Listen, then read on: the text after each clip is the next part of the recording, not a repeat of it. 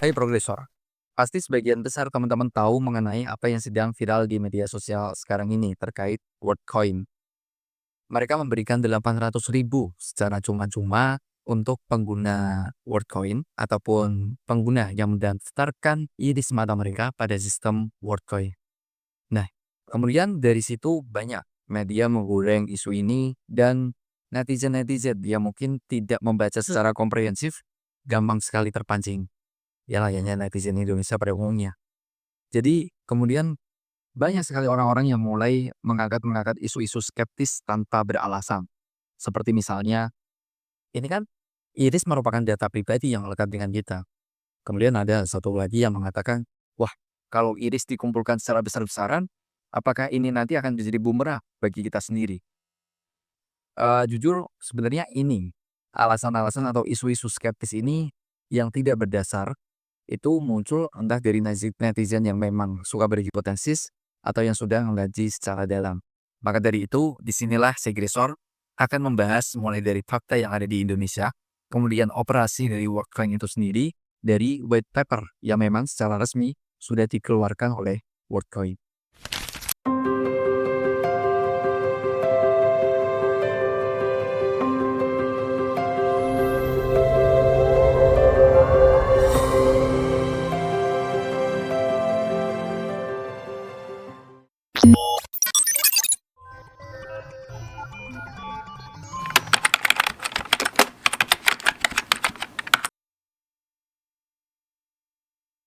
Pertama-tama, kita perlu mengetahui beberapa fakta WorldCoin operasinya yang ada di Indonesia. Kita harus tahu apa saja ekosistem yang ada di WorldCoin itu sendiri. Yang pertama ada yang namanya World ID. World ID merupakan identitas digital berbasis biometrik yang menjadi bukti bahwa seseorang adalah manusia nyata, bukan bot atau kecerdasan buatan. Kemudian yang kedua ada World X, aplikasi dompet kripto yang memungkinkan pengguna mengelola World ID, aset digital, dan mengakses beberapa fitur lainnya. World App ini yang menjadi semacam dompet untuk menyimpan aset berupa World Coin sehingga aset itu dapat digunakan. Kemudian yang ketiga, World Coin itu sendiri yang nantinya kita singkat menjadi WLD merupakan token digital asli World yang dapat diklaim oleh pengguna yang telah diverifikasi. Dalam hal ini menggunakan irisnya. Keempat, World Chain merupakan sistem berupa blockchain human first yang mendukung perluasan jaringan World di seluruh dunia. Fakta kedua, bahwa di kota-kota besar seperti layaknya Jakarta, Bandung, Surabaya, banyak ditemukan gerai-gerai atau orb. Di gerai itu memiliki orb. Jadi orb ini adalah alat berbentuk seperti globe, fungsinya untuk merekam iris. Nah, ini yang dimanfaatkan oleh sebagian besar masyarakat Indonesia untuk mendaftarkan iris mereka di sistem WorldCoin menggunakan alat orb ini. Dan inilah yang menjadi viral karena, operasi dari Orb dan juga gerai-gerai WorldCoin di Indonesia dibekukan oleh Komdiki. Masuk fakta ketiga, bahwa ternyata WorldCoin sudah beroperasi di Indonesia sejak tahun 2021. Nah, dan itu sudah terdaftar sebagai PSE atau penyelenggara sistem elektronik di Komdigi. Lantas mengapa baru 2025 ini mencuat lagi? Dan fakta keempat, dari fakta-fakta inilah yang mendukung banyaknya skeptis-skeptis orang-orang atau netizen mengenai keberadaan WorldCoin. Padahal teman-teman, ketika kita mengulik lebih dalam tentang WorldCoin, sebenarnya sistem itu aman.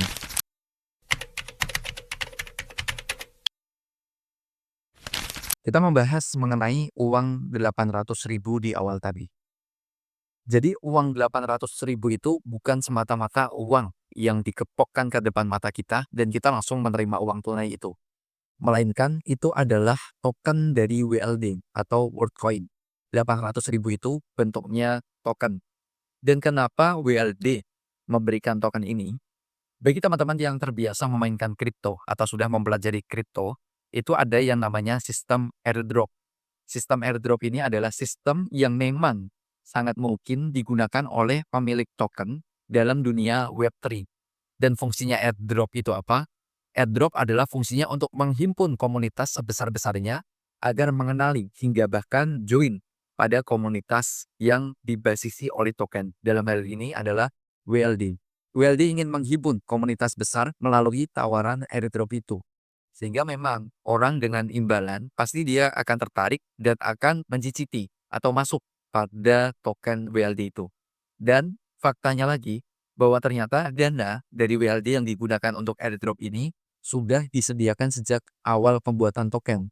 Sehingga ini bukan scam dan uangnya itu benar-benar ada dan itu merupakan strategi pemasaran yang digunakan oleh WLD. Skema airdrop yang digunakan oleh WLD memiliki tujuan spesifik, yaitu memastikan bahwa komunitas yang tergabung di WLD adalah manusia yang unik. WLD ingin memastikan bahwa benar-benar yang mendaftar itu manusia, bukan robot atau AI. Kemudian manusia yang unik artinya bahwa identitas dari manusia yang join di komunitas itu benar-benar hanya satu, datanya itu satu, milik manusia atau pengguna yang mendaftar. Tidak ada duplikasi data. Lantas pasti muncul pertanyaan, kenapa tidak menggunakan nomor telepon atau email? Yaitu merupakan sebuah permasalahan yang sering kita jumpai, bahwa nomor telepon dan email sangat rentan akan dipalsukan. Sehingga apa yang mereka gunakan adalah iris mata atau biometrik.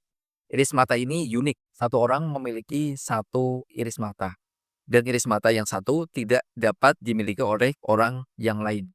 Sehingga ini merupakan solusi yang sebenarnya futuristik ditawarkan oleh WLD untuk memastikan kevalidan data bahwa pengguna itu benar-benar valid. Dan ini relevan sebenarnya dengan visi yang diusung oleh WLD, yaitu Proof of Personhood atau bukti kepribadian. Kita baru fair ketika kita memiliki hipotesis yang mengancam, tetapi kita juga melakukan riset terlebih dahulu. Kami sudah melampirkan white paper WLD di deskripsi dan nanti rekan-rekan dapat baca.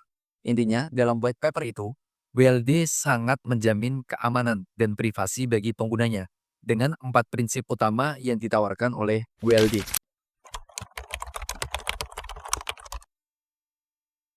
Keamanan menggunakan enkripsi matematis canggih seperti ZKP atau Zero Knowledge Proof dan SMPC, Secure Multi-Party Computation, yang ini nanti akan dijelaskan.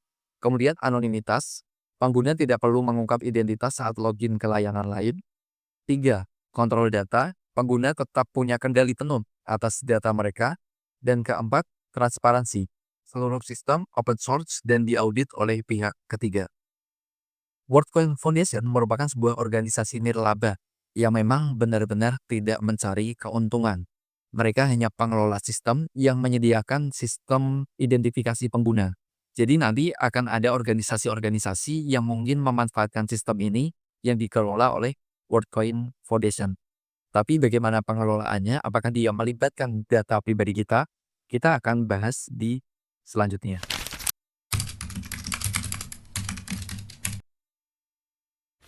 Dan sekarang kita masuk ke pertanyaan besar. Apakah data iris yang sudah dikumpulkan itu akan bocor? Dan apakah skema dari WorldCoin ini akan mengganggu privasi kita? Mari kita ulas dengan membaca white paper dari WLD secara jernih dan pikiran terbuka. Yang pertama adalah proses penyimpanan iris mata. Jadi proses penyimpanan iris mata direkam menggunakan alat yang namanya ORB. ORB ini memiliki beberapa fungsi dan tugas, yaitu sebagai berikut. Yang pertama, dia mengambil foto iris dan wajah. Tapi setelah foto iris dan wajah ini diambil, ORB mengubahnya menjadi kode biner menggunakan enkripsi matematis tingkat tinggi. Kemudian setelah proses selesai, gambar tersebut langsung dihapus dari alat ORB. Jadi, pada intinya tidak ada data mentah yang diproses oleh ORB dan setelah diproses menjadi biner pun, data itu akan segera dihapus. Maksudnya data iris mata dan wajah pengguna itu akan dihapus karena sudah berganti ke kode biner. Yang kedua, bagaimana distribusi kode biner ini? Kode iris diproses lebih lanjut menggunakan teknologi bernama Secure Multi-Party Computation. Apa artinya? Kode iris tadi dibagi menjadi beberapa bagian. Setiap bagian dikirimkan ke entitas penyimpanan berbeda. Entitas ini maksudnya apa? Adalah entitas yang akan menggunakan layanan verifikasi dari World Foundation. Semisal ada organisasi yang akan menggunakan sistem WLD. Dan tidak satupun dari mereka memiliki akses lengkap terhadap data iris pengguna. Jadi memang benar, mereka tidak ada akses ke data lengkap baik iris matanya atau penggunanya sekalipun. Karena apa? WLD sendiri tadi sudah merubah data-data wajah dan iris itu menjadi biner. Dan ketika ada banyak organisasi yang menggunakan WLD Foundation, maka setiap organisasi itu hanya mendapatkan bagian atau sepotong dari kode-kode pintar itu. Sehingga dengan dia bisa membreak kode itu pun, dia tidak akan mengetahui kode-kode yang secara fullnya karena sudah dibagi-bagi. Maka dari itu pastinya sudah menjawab. Apakah ketika ada data breach, kita dapat melihat privasi-privasi dari penggunanya. Ketentuan privasi yang ketiga, tidak ada identitas pribadi yang disimpan. WorldCoin tidak menyimpan nama, email, nomor telepon, atau alamat pengguna. Mereka hanya menyimpan representasi anonim dari identitas pengguna dalam bentuk kode iris.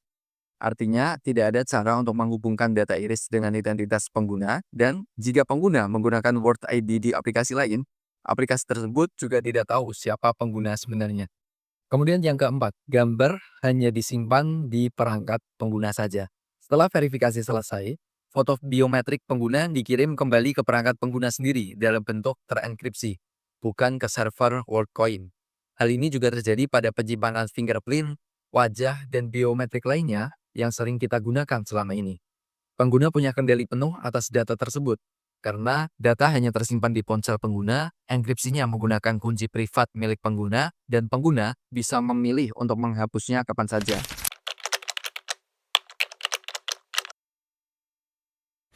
Selanjutnya kita akan membahas mengenai skema Zero Knowledge Proof yang digunakan oleh WLD ini. Jadi intinya apa? Intinya ketika pengguna memasukkan Word ID itu di aplikasi lain, dan aplikasi itu menggunakan sistem dari WLD, maka pengguna tidak perlu memasukkan identitas lagi. Dan itulah di mana keamanannya yang diusung oleh WLD. Contoh sederhana, aplikasi ingin tahu apakah kamu pengguna unik atau tidak ada duplikasi pengguna. Dengan ZKP, kamu bisa membuktikan bahwa kamu pengguna unik tanpa harus memberitahu siapa kamu. Dan ini menggunakan kode iris tadi yang sudah jadikan menjadi bentuk biner. Dan sistem ini membuat pelacakan aktivitas antara aplikasi menjadi mustahil. Oke, itu merupakan keuntungan-keuntungan ataupun fitur-fitur yang dimiliki oleh WLD. Bagaimana WLD itu memiliki visi yang sangat jelas bahwa dia anti robot dan dia mengedepankan prinsip keunikan dan juga melindungi identitas.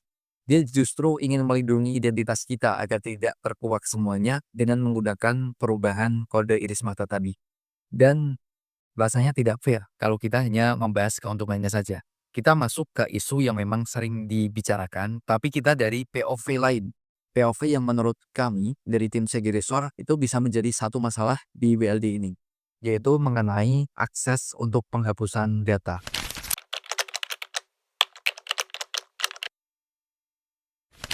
Kita berdasar pada Undang-Undang ITE.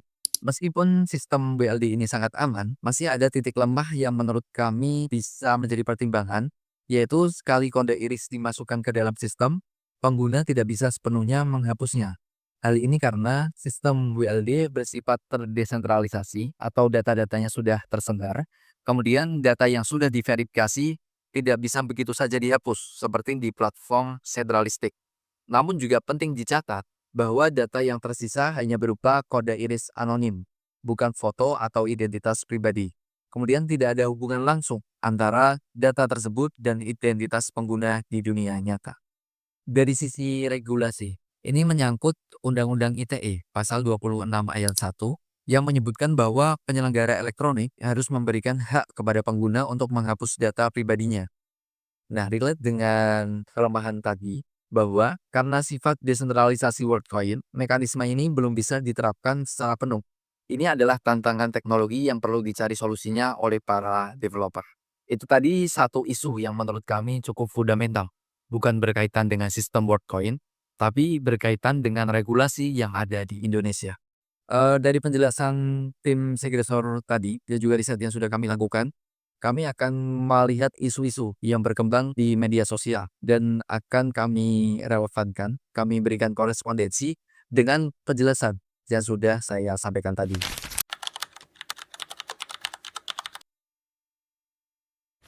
Yang pertama adalah ketidakpatuhan terhadap kewajiban pendaftaran dan penggunaan identitas badan hukum lain untuk menjalankan layanan digital merupakan pelanggaran serius. Ini dari Komdiki. Oke, kalau soal peraturan perizinan mungkin WLD memang dia karena dia ingin mengoperasikan di Indonesia, pastinya ada peraturan-peraturan yang harus ditaati. Sehingga hal ini fundamental dan dengan penjelasan saya tadi itu tidak ada kaitannya karena untuk peraturan itu terpisah dari sistemnya. Kemudian masuk ke isu kedua, ini dikutip dari Antara News. Pakar keamanan siber menilai bahwa penggunaan data biometrik seperti iris membawa resiko yang lebih besar dibandingkan kata sandi karena bersifat permanen dan tidak dapat diubah jika terjadi kebocoran. Ini dapat dijawab, yaitu apa bedanya biometrik iris dengan fingerprint ataupun pengenalan wajah. Sebenarnya sama saja dan kenapa WLD ini yang diangkat-angkat. Padahal secara white paper WLD sudah menyampaikan bahwa data iris disimpan di device pengguna saja. Layaknya sistem fingerprint dan juga yang Windows itu ada Windows Hello. Dia menggunakan wajah. Kemudian isu ketiga, ancaman kebocoran data biometrik juga nyata. Memang, ancaman kebocoran data biometrik itu nyata. Tapi lagi-lagi pertanyaannya, apabila data itu dibocorkan, apakah yang keluar itu adalah data mentahnya atau data binernya? Kalau data mentahnya, mungkin itu baru menjadi masalah. Tapi di sini WLD sudah merubah data mentah menjadi data biner. Sehingga ketika itu bocor, data biner ini tidak dapat dimanfaatkan apa-apa dan bahkan tidak terbaca. Kemudian isu yang keempat, potensi penyalahgunaan juga dapat terjadi, terutama jika data digunakan tanpa persetujuan untuk pengawasan massal oleh pihak tertentu. Pertanyaannya, ini juga dapat di-counter bahwa data-data yang sudah beredar terdesentralisasi tadi itu merupakan data yang bukan mentah, sehingga data itu juga tidak dapat digunakan.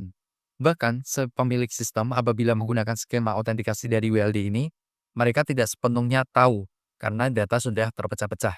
Menurut kami, masalah-masalah seperti penggalangan data itu tidak cukup relevan dengan sistem yang WLD tawarkan.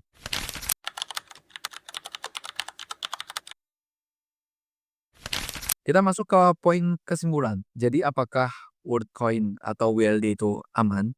Menurut pandangan kami, secara sistem dan keamanan, WLD sepenuhnya aman. Karena dia menggunakan metode enkripsi, dia juga transparan, dan dia tidak memanfaatkan data pengguna itu secara mentah. Dan sudah disimpan data mentahnya di device pengguna masing-masing. Kemudian secara regulasi, memang WLD di Indonesia masih ada beberapa PR. Dan itu biarlah menjadi tanggung jawab dari lembaga-lembaga atau pihak yang berwenang menangani masalah itu. Kami tidak mau mengulas secara lebih lanjut.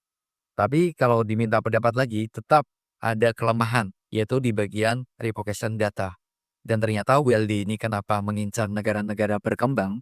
Karena sebelumnya ketika dia mengincar negara-negara maju yang sudah concern dengan GDPR, negara-negara maju juga menyoroti isu-isu terkait penghapusan data tadi. Bahwa ketika data kita sudah masuk di sistem WLD atau sistem blockchain lainnya, pengguna tidak ada kewenangan atau hak untuk menghapus data secara sepenuhnya. Jadi itu teman-teman.